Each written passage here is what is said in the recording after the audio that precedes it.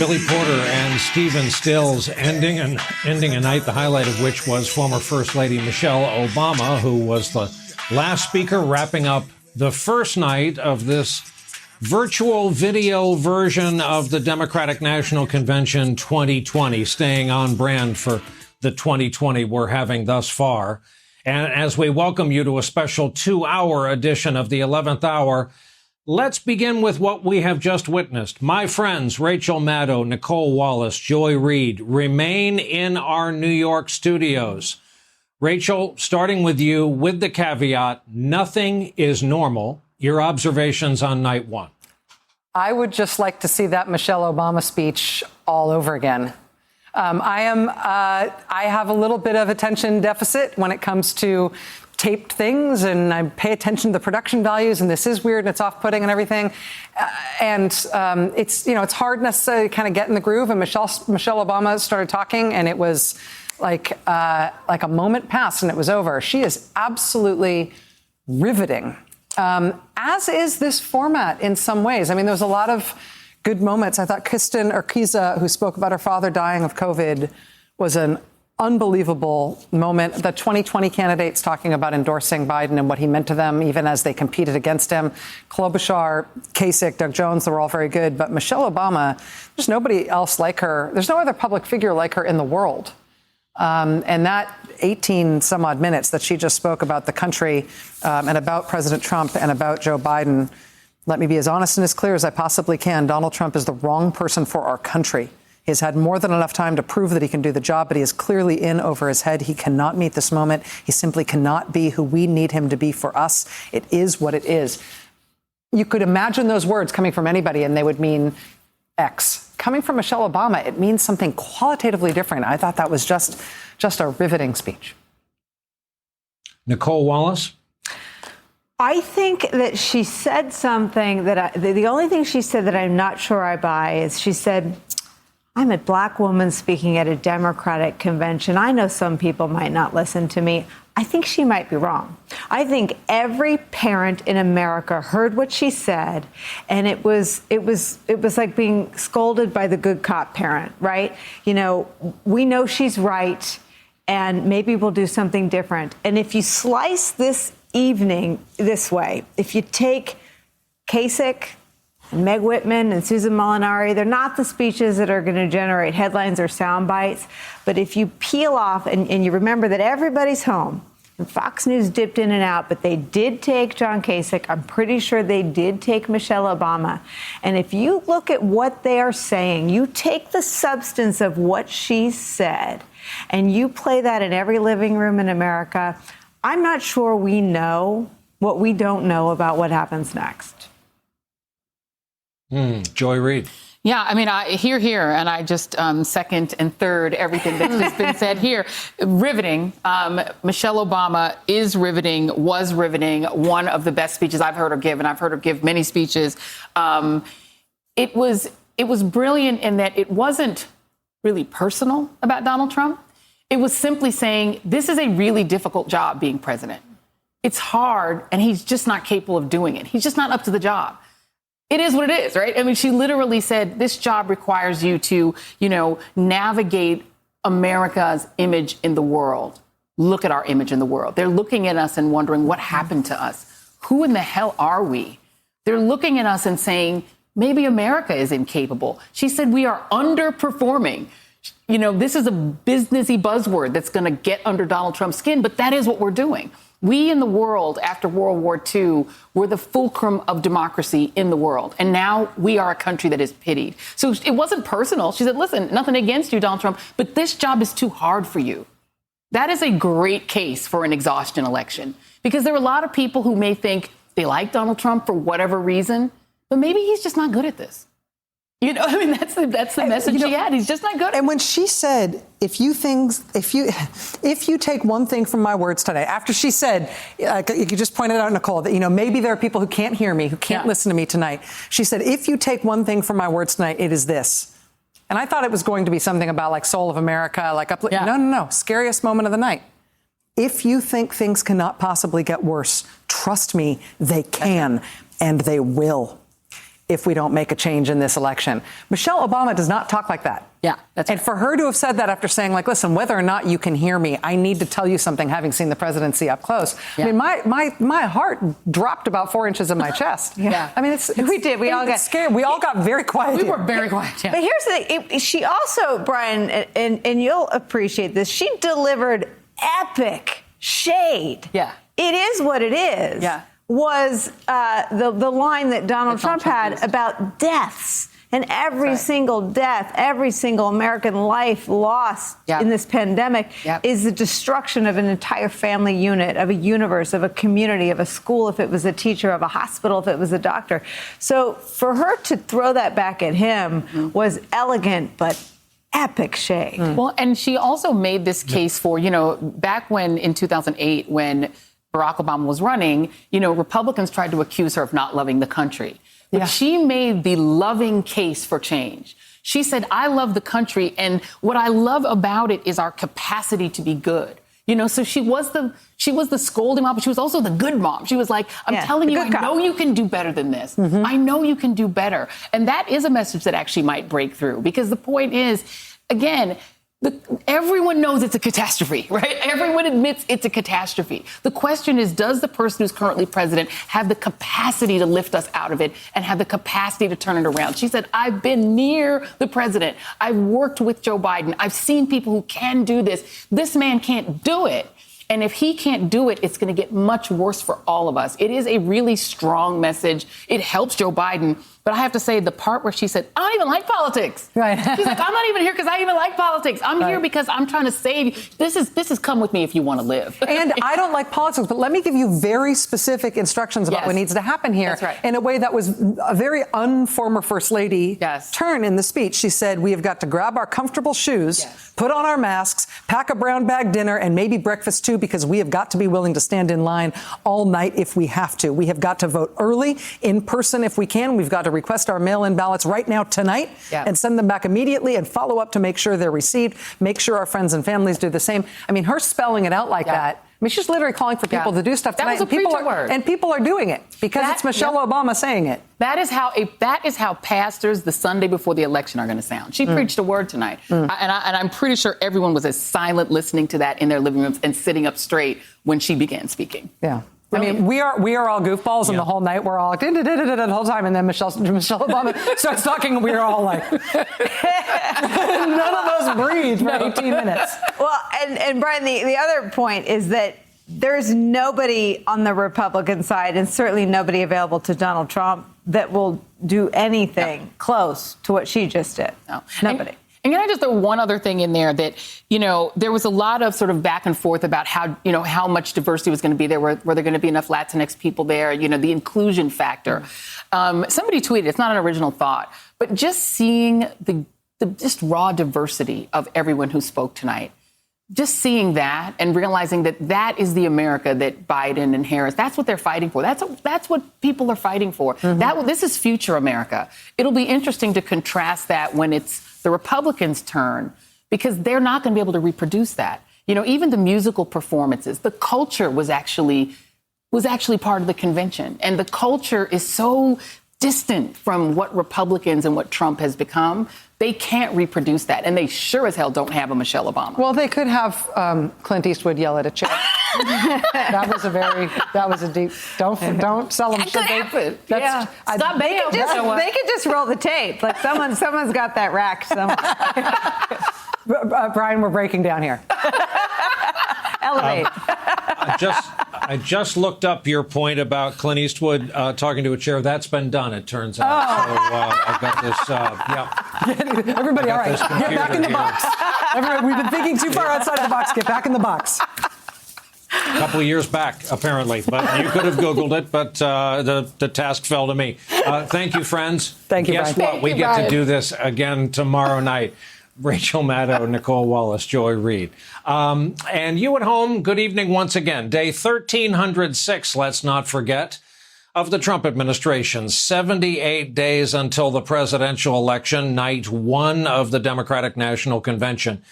Because of the pandemic that's still spreading across our country, this was, as you know, the first ever Zoom meeting of a convention. As of tonight, there have been, lest we need the reminder, over 5.4 million cases of coronavirus discovered in our country, with over 171,000 of our fellow citizens dead.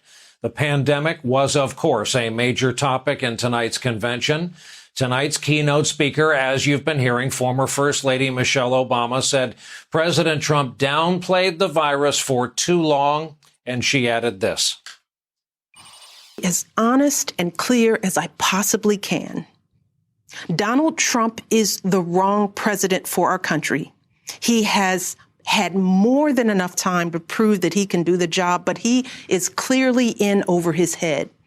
He cannot meet this moment. He simply cannot be who we need him to be for us. It is what it is. Here for our leadoff discussion on this very busy Monday night, Phil Rucker, Pulitzer Prize-winning White House bureau chief for The Washington Post, co-author along with his stable colleague Carol Leonnig of the bestseller A Very Stable Genius. Also with us, Claire McCaskill, former Democratic senator from the great state of Missouri, and Errin Haines, 10-year veteran of the Associated Press, where she last covered race and society. These days, she is editor-at-large for The 19th, a nonprofit, nonpartisan newsroom focused on gender, politics, and policy. It's up. Go look at it. Good evening and welcome to you all. Senator, it strikes me that during normal times, I would have made my way down to the Missouri delegation at some point and interviewed one Claire McCaskill. I would ask you whether or not you think the American people have 4 nights of this in them, what you thought of the format, and what you thought of the former First Lady. Well, I don't know if America has 4 nights of this in them. I thought it was pretty effective. I thought that the music was terrific. I think there was an ability to message with the video clips that I think really was quite powerful. And then there's Michelle. Wow. Now, the thing I missed most about not having a convention tonight, a real convention, was the response her speech would have taken a lot longer. Because there would have been many interruptions of people expressing a great deal of affirmation about what she said. And I got to tell you, her speech was so effective because she didn't frontally go after Donald Trump. As Nicolle just said, it was epic shade, but it was elegant shade. I mean, a couple of the lines that struck me, Joe Biden has lived a life the rest of us can recognize. Well, that is really shade for Donald Trump, because we all know he's lived a life that most of us don't recognize. And then she said that Joe Biden has the humility and maturity we long for. Once again, pointing out that we've got a guy in the White House who wouldn't know humble if it hit him upside the head, and it has the maturity of a 12-year-old. So I think that she did a really good job of not only calling everyone to action, but doing the character analysis of the 2 candidates. And on that score, of course, I think she came in very strong for Joe Biden. Hey, Claire, what'd you think of Kasich and his presence at this gathering tonight? When I saw that earlier today the president called him a loser, and when I read that tonight Chris Christie called him a backstabber and exhausting, I realized that at least it hit its hoped-for target. Yeah, I think the Republicans who support Donald Trump are obviously going to do nothing but rail on him. I think it was courageous for him to do it. It was interesting to me that we had around 15 speakers tonight, and not that many of them were white men, and one of the white men was a Republican. So it really was a diverse group of speakers tonight, including ideology, everything from John Kasich, Meg Whitman, all the way to Bernie Sanders.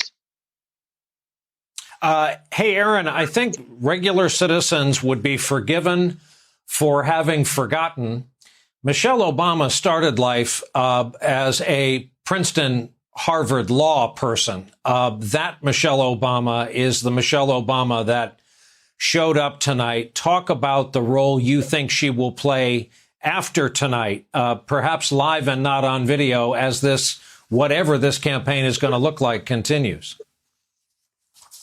Well, Brian, no, I actually think that you saw a little bit of Michelle LaVaughn Robinson tonight. I mean, yes, she still reiterated that 2016 catchphrase that caught on of when they go low, we go high. But tonight she went in, and without calling the president hardly by name at all, she made the case for why he was not as good as his predecessor, and why she thinks, that the person that she hopes is going to be his successor should be in the White House in November.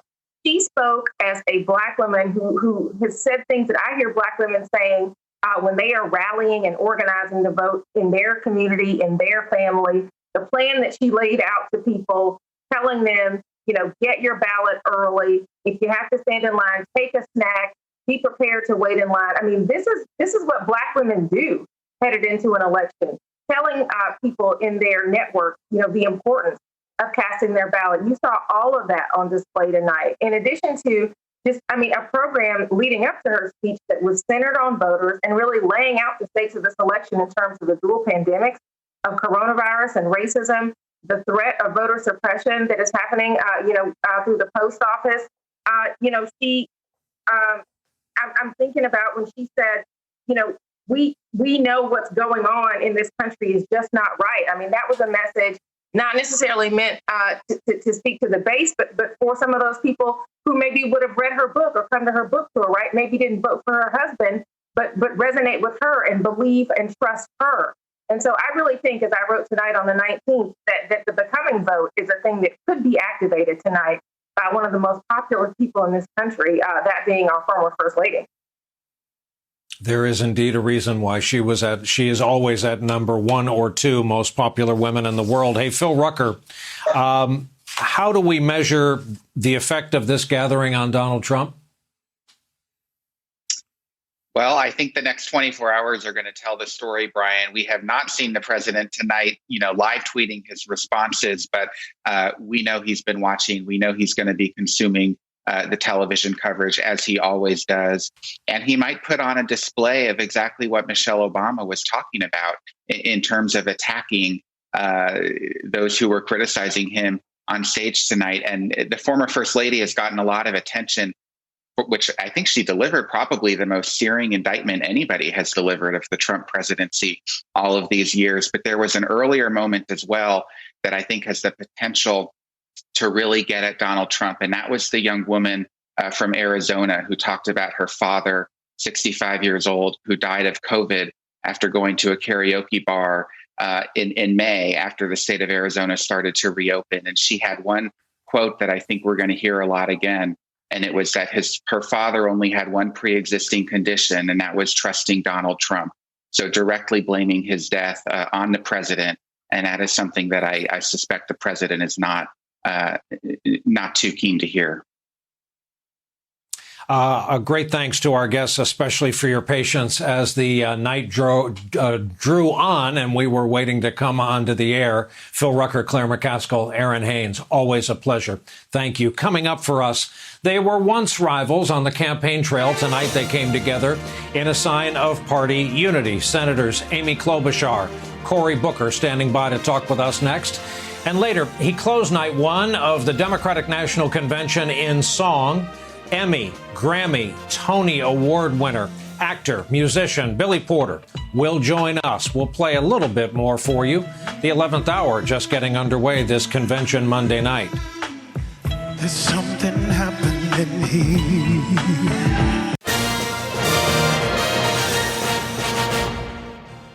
Unity was the main theme as Democrats, Republicans, former Republicans helped to kick off the first night of the virtual Democratic National Convention. With us tonight, 2 former presidential contenders, Minnesota Democratic Senator Amy Klobuchar, New Jersey Democratic Senator Cory Booker. Good evening and welcome to you both. Senator Klobuchar, do you think everyone is clear-minded about the amount of work that remains between now and the election? There is a tendency that these gatherings, even virtual, can become feel-good pep rallies. Well, I think they are well aware of the work. And all you have to do is to listen to Michelle Obama's words, right? When she said, if you think things can't get worse, they can. And then she punctuated with, vote like your life depends on it. So I think she gave a very clear-eyed description that people know what we're up against here. And certainly they know from the last week with the fact that Donald Trump and his henchman that runs the Postal Service have literally been trying to make it so you can't even get your mail delivered, much less put your ballot in the mailbox. And I love the part about Michelle's speech and really the unity we saw at the convention, where she really got into the nitty-gritty. You're going to possibly have to stand in line, so pack your lunch. Find out all the rules about your absentee ballots and your mail-in ballots. I thought it was amazing. And the other part I loved was Bernie's plea to his supporters saying, I need you to vote for him. It was direct. It was to the point. And then all of us, including my friend Cory, where we gathered together and talked about why we support Joe Biden. And it's not just, oh, okay, the campaign ended, so I guess we'll support him. We are enthusiastically supporting him. We are united. And you saw that with the Republicans as well. That was the topic of my speech. And I really emphasized out of many, one, the motto of our nation. Hey, Senator Booker, your colleague from Minnesota has nicely reminded me that I have to talk business with both of you guys, and that is Rome is burning. Senator Klobuchar mentions the post office. Mail service is slowing down. Just tonight, another story of sorting machines being disassembled in the state of Michigan. This is real, and it's happening. And as Claire McCaskill said on this network earlier today, people love the post office. This doesn't just hurt Democrats or Republicans. This hurts everybody. And if you're, say, an older disabled veteran waiting on meds to arrive by mail, you're in a world of hurt tonight. What can you tell the good folks watching that members of the U.S. Senate are prepared to do? Well, I appreciate you saying that, because this is not a crisis waiting to happen. This is a crisis right now. People in this country are living paycheck to paycheck. And when one of those checks in the mail comes late, food doesn't get put on the table. A rental check is missed or a car note is missed. It has real dire consequences. And we know that there are many Americans who get their vital medications through the mail. And so we have to make sure that we put a full-on press on this issue. Now, it's frustrating me, and I know my friend and colleague Amy as well, that we are not being called back to the United States Senate to do what the job of Congress is to provide oversight, check and balance, because this is not a partisan issue. And so the House is moving rightfully to hold hearings, to pass legislation. I join my colleagues in a full-throated call for us to get back to Washington and stop this crisis, this ongoing real challenge of the postal office purposefully being strangled in terms of its ability to handle the mail. Its constitutionally mandated mission is being undermined by this president and the Postmaster General. Again, two of tonight's speakers. It's virtual, but they both spoke. They are both members of the U.S. Senate on the Democratic side. Amy Klobuchar from Minnesota, Cory Booker from New Jersey. Great states both. Thank you, senators, for being with us tonight. Coming up for us, the president today compared the city of Chicago to Syria. We'll talk to the mayor of Chicago when we continue.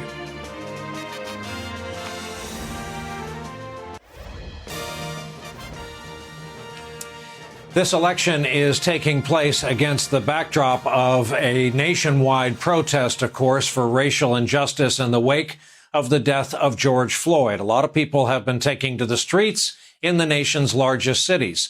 Those with Democratic mayors have come under special, relentless attack from the president.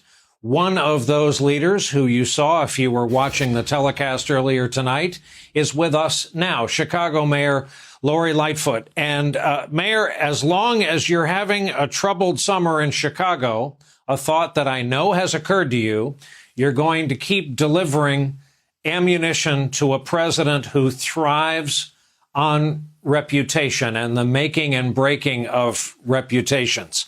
I know you have staved off the presence of federal stormtroops in your city, but update the folks watching tonight on the situation in Chicago and your hopes for the future near term? Well, look, what I think we're seeing manifest in our cities is not just decades of disinvestment, decades of not giving people a seat at the table, but we are also seeing the manifestation of the last 4 years of this presidency, which focused on division and not uniting our cities, who's focused on making sure that he demonizes everyone who is different, everyone who is the other, instead of reaching out his hand in friendship and allegiance with our cities. This is straight out of Richard Nixon's 1968 playbook, except the demographics and our times have changed mightily. What you saw tonight in the opening stanzas of this convention were children from all across our country singing the Star-Spangled Banner. What a powerful testament to who we are and who we must be, and a complete rejection of everything that Trump is doing to try to divide us. It gave me chills watching it, and it gave me determination to make sure that we do everything that we can to turn the page from this chapter in American history on November 3rd. Senator, you mentioned 68. Those old enough know that Chicago was in the news for all the wrong reasons. In 68, it took a Democratic senator from Connecticut to accuse the Chicago PD and Mayor Daley of Gestapo tactics in the street. That was also the year that gave us the phrase silent majority. For a lot of us old timers, we hadn't heard that for decades in this country until Donald Trump. Do you think there is an unmeasured voting bloc for this president out there? Obviously not the folks watching you and the other Democrats tonight. Do you think, I know he's talking to them, sometimes coded, sometimes out loud. Do you think they're out there? Look, obviously he's playing to a certain constituency but his constituency continues to shrink. When you see, as you saw tonight, independents, Republicans, people with regrets that they voted for him, coming out loud and saying, we're done. We need to move in a different direction. We need our country back. I think the majority that is growing day by day are people and voters all across our country who want a return to the greatness of the United States and not the divisive nastiness that this president revels in every single day. We're sick and tired of failed leadership. Let's admit it. We're meeting virtually. Our schools are closed. Our economy is cratering. Why? Particularly failed to manage a federal response to COVID-19. And every single day, the mountain of evidence grows that he is absolutely incapable of. Michelle Obama got it 100% right. This is beyond him, and we need a real leader. I just gave you a promotion on the fly to U.S. Senator. You are, for now, in fact, the mayor of the city of Chicago. Lori Lightfoot, kind enough to join us tonight after what's already been a long night, first night of 4 for the Democratic virtual convention. Mayor, thank you very much for joining us. We mentioned this next moment with Claire McCaskill because it was unusual. It is not every day you see a member of the opposition party at the convention of the other party, but we want to talk about one of the more unusual moments we saw tonight. I'm a lifelong Republican, but that attachment holds second place to my responsibility to my country. That's why I've chosen to appear at this convention. In normal times, something like this would probably never happen, but these are not normal times. Former Congressman, former Governor of Ohio, John Kasich, one of several Republicans speaking at tonight's convention. Back with us again tonight to talk about this and other topics, Steve Schmidt, veteran political strategist who led John McCain's 2008 effort and has since left the Republican Party. He was among, in fact, the founders of the Lincoln Project, dedicated to the defeat of Donald Trump and Trumpism. Steve, what did you make of the appearance of John Kasich, among other Republicans and former Republicans, at the virtual Democratic convention night one?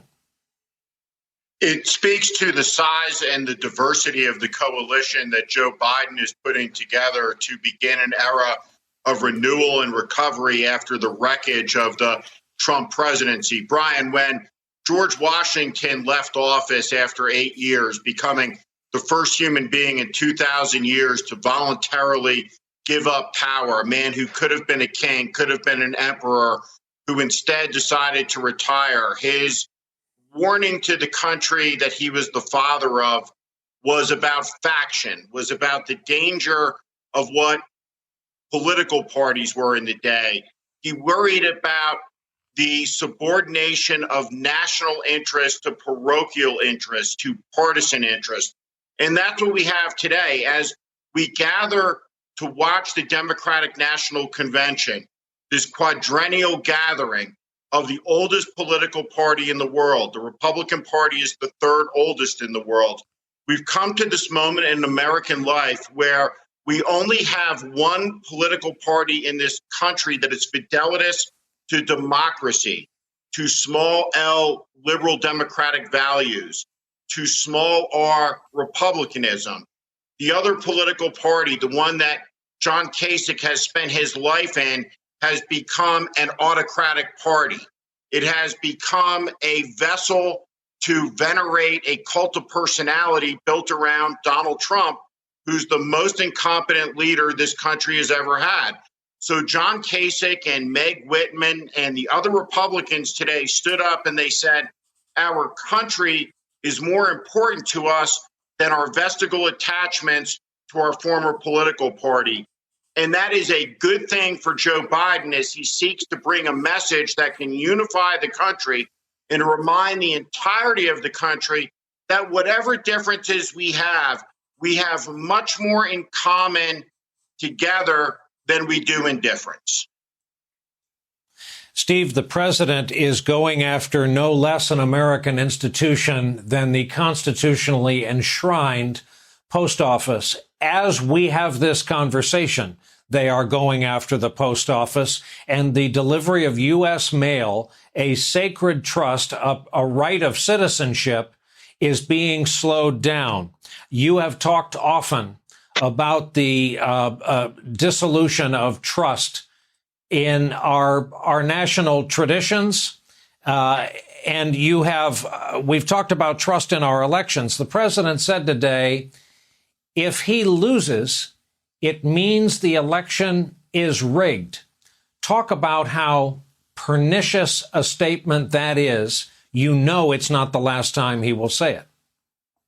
It's the most pernicious type of statement that any political leader could ever make in this country, because in a democracy, what it requires is one group, one party, one group of candidates being willing to lose, to say, hey, we hear the voters, they've spoken, we'll get you next time. I've personally been on both sides of the concession phone call. I've been at the highest level of two presidential campaigns. It's more fun to win than to lose.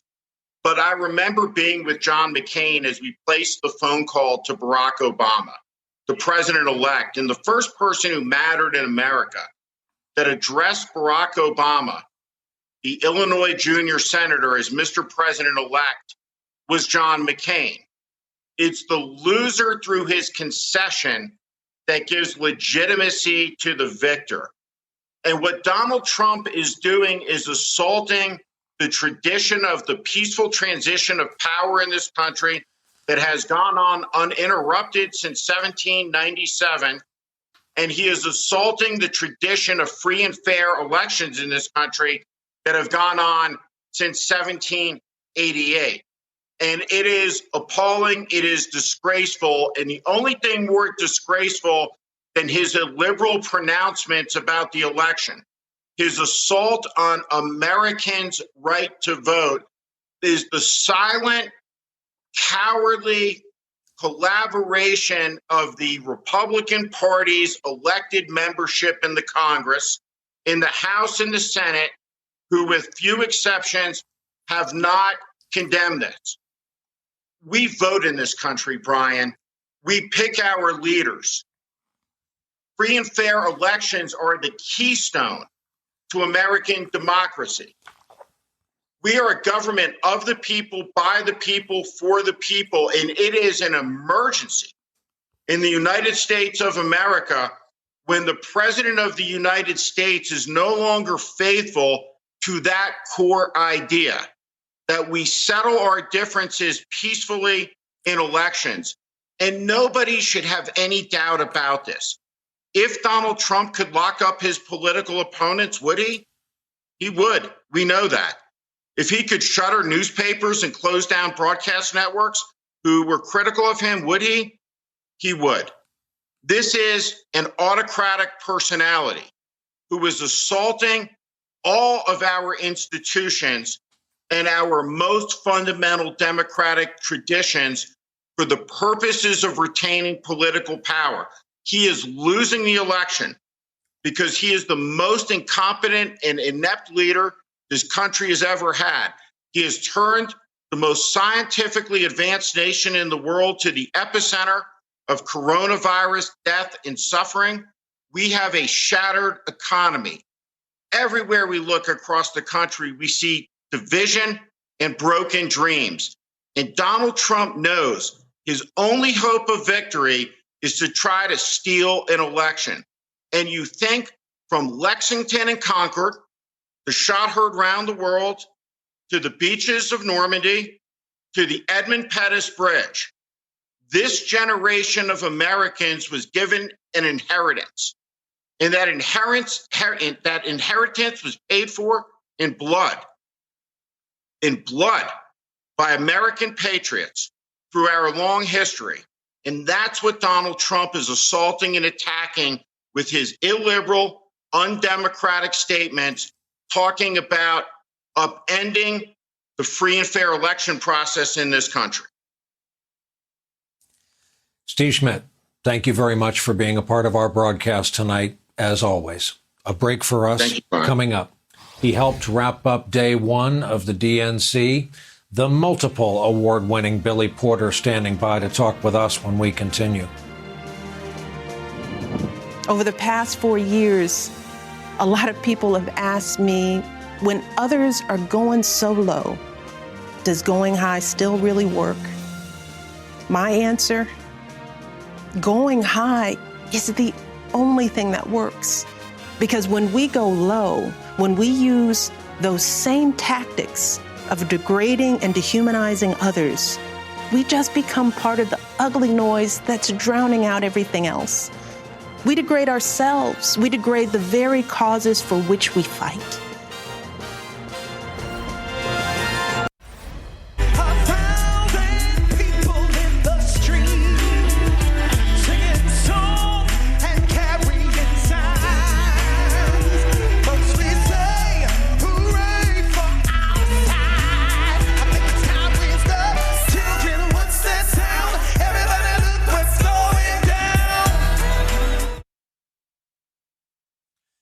Joining us following his performance at the Democratic Convention tonight is Billy Porter, and we're happy about it. He's a Tony, Grammy, Emmy Award-winning actor, director, and artist. Also happens to be an outspoken advocate and activist for racial and LGBTQ equality.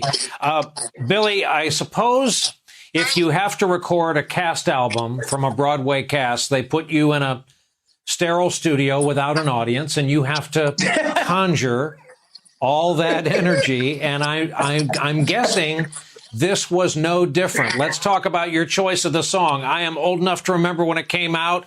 The song is called For What It's Worth, but a lot of people associate it with the first lyric. There's something happening here. What it is ain't exactly clear. Please, the floor is yours.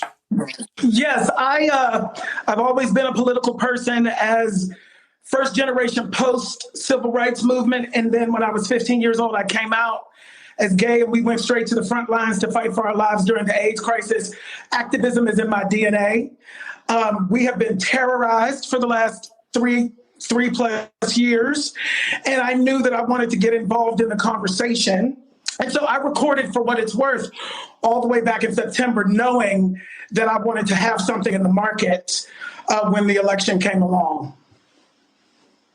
Talk about the clear and present danger to your country as you see it. Yeah, I've never seen anything like it. Michelle Obama said it best in her speech tonight, and it was so refreshing to hear somebody talk about it in plain truth. We have been double speaking for 3 years. Everybody's been afraid to say exactly what the truth is. And the truth is, Donald Trump has destroyed our country. And we have one decision to make, and it is to get it back. And the way that we do that is to participate. I loved the theme tonight, We the People. It really engaged me. It really inspired me.